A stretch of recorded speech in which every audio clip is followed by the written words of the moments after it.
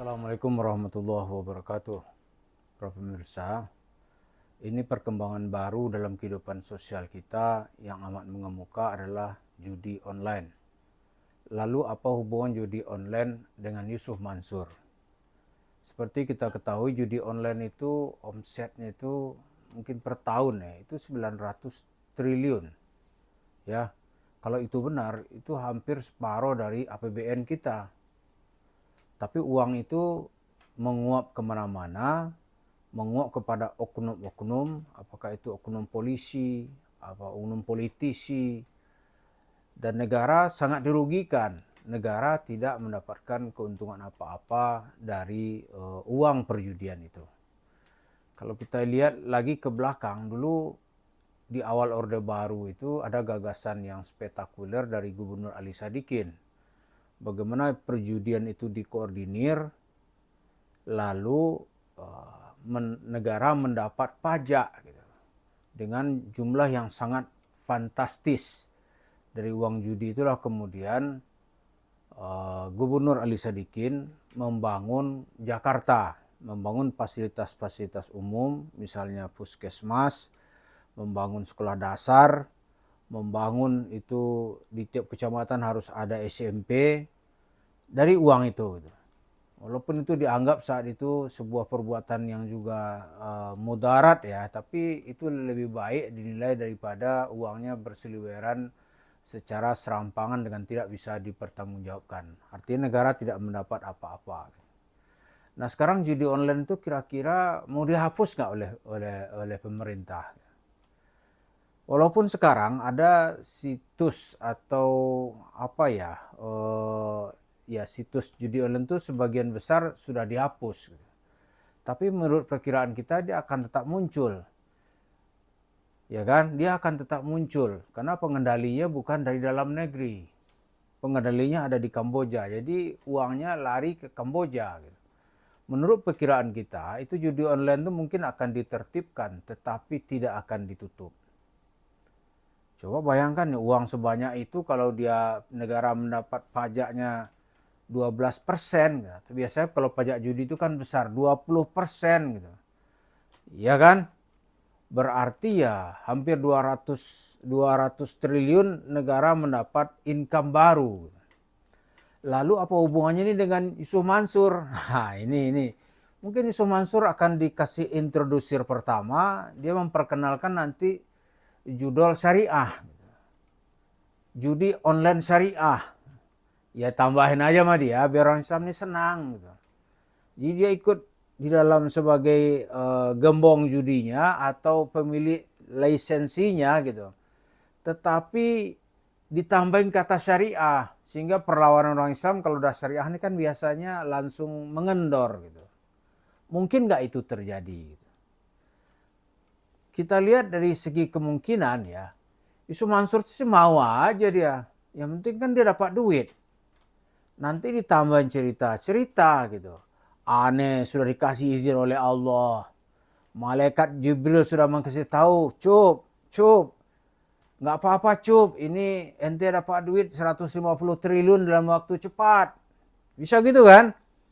Tambahin nanti kalau berdosa gimana? Bacain salawat 1000 kali sehari. Nabi juga udah senang gitu.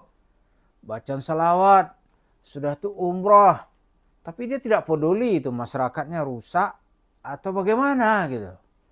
Masyarakat akan terpuruk ke dalam ke lubang kemiskinan yang dalam. Dia nggak peduli itu. Coba aja kita lihat nanti. Mungkin nggak ini dilakukan gitu. Karena biasanya ya negara itu kalau sudah banyak itu kehilangan uang sementara dia butuh uang biasanya akan dikenakan pajak dari berbagai macam sisi gitu. Nah ini judi online ini kan dilihat uangnya banyak, setidaknya cerita-cerita yang kita dengar dari medsos gitu. Dan juga pidato Presiden Prabowo untuk menutup perjudian. Tapi nanti endingnya coba lihat.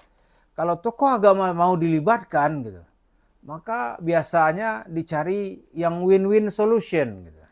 Di negara mendapatkan untung, ya tokoh agama itu juga dikasih keuntungan gitu. Karena dia berani membawa-bawa cerita agama di dalam suatu perbuatan yang jelas-jelas dan dilarang oleh ajaran Islam. Kemungkinan besar gitu, tokoh agama yang paling berani kalau dalam soal duit ini ya Yusuf Mansur. Kalau yang lain mungkin masih wait and see, belakang-belakang. Yusuf Mansur pasti aneh terima. Dosa gimana? Aneh tanggung jawab. Gampang aja tuh nanggung jawab dosa orang gitu. Sementara kita ini dosa kita aja kita takut nanti kalau dipertanggungjawabkan di hadapan Allah. Tapi tidak dengan Yusuf Mansur. Loh kata dia kan gitu. Nanti kita punya modal menghadap Rasulullah. Ya Muhammad, ini Yusuf Mansur. Ya, diperkenalkan oleh malaikat, ini Yusuf Mansur. Yang sudah mempunyai modal selawat. Selawat doang. Ini kan suatu problem dalam memahami agama. Tambah lagi, ini Ibu Yusuf Mansur yang sedang taklim bersama Khadijah. Maksudnya ikut majlis taklim Khadijah di akhirat. Padahal dalam pelayanan agama nggak ada orang taklim di akhirat itu. Mempertanggungjawabkan nasib masing-masing aja berat. Hari akhirat disebut hari yang sangat berat. So Mansur santai aja dia nanti tuh. Asal dia ceritakan nanti kita punya rumah tahfiz. Kita punya santri yang menghafal Al-Quran. Jadi dia melebihi Yahudi gitu.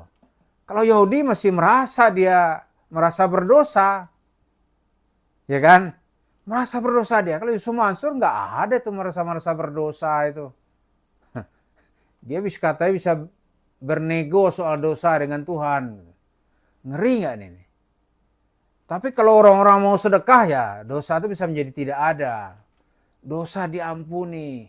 Kan itu yang dilakukan oleh Yusuf Mansur dalam banyak kesempatan dalam waktu-waktu yang lalu.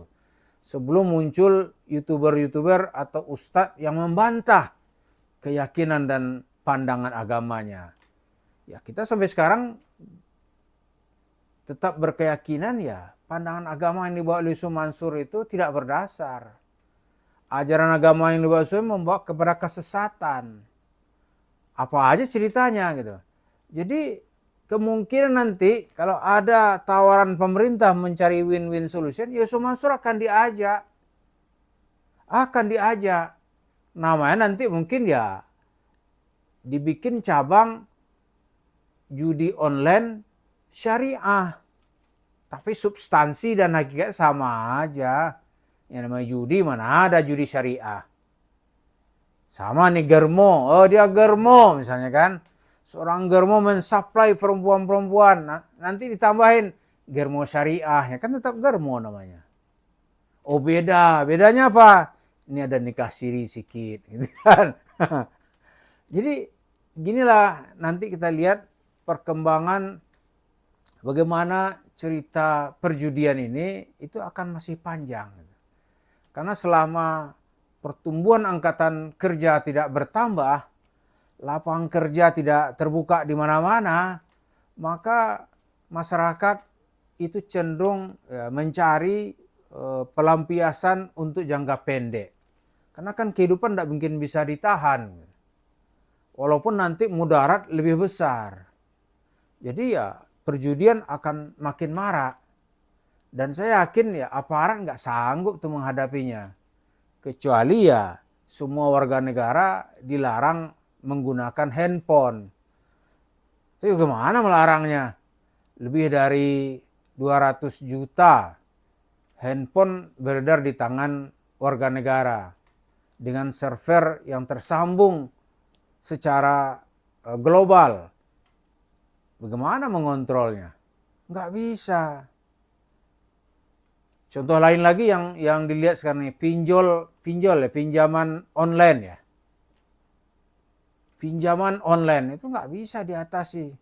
Paling-paling kita kalau terkena mengeluh doang, lapor ke polisi itu aja. Penindakan, waduh berat itu. Apalagi nanti ini judi online, berat. Maka menurut kita ya kita lihat nanti ada nggak tokoh-tokoh agama ini yang mau diajak di dalam permufakatan dosa. Nah, Yusuf Mansur kita curigai mungkin dia akan mau diajak di dalam cerita itu.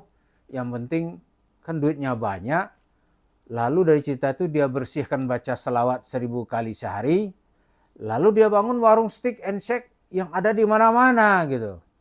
Mungkin ya menambah 100 lagi itu gampang buat dia.